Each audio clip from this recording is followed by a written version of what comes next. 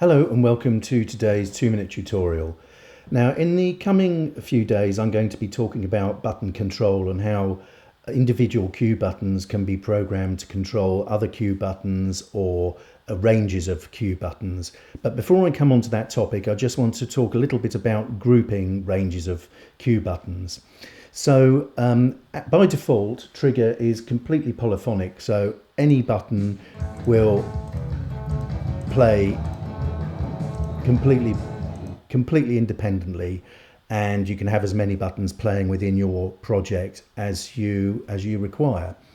But if I was to select a range of buttons here and put those into a group, I've got 16 groups available, so I'll put these first 3 buttons in group 1 and the next 3 will add to group 2.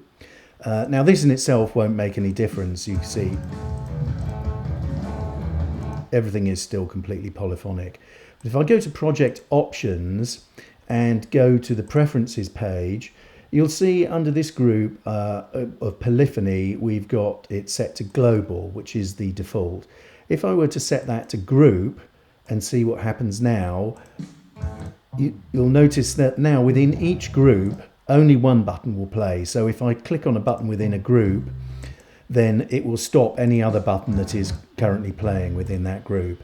I can have buttons playing in different groups, obviously, but only one button within each individual group. One of the other uses for grouping buttons is to control their visibility. So again, if we go back to the button project options window and go to cue sheet layout, if I uncheck the group 1 visibility and click done, now you'll notice that all the buttons in that group have disappeared. The grid positions are marked with a little X. This shows that that grid position is still occupied, albeit by a button that is now invisible. The third use for groups is for salvo control, and I'll be talking about that in tomorrow's tutorial. I hope you'll join me then.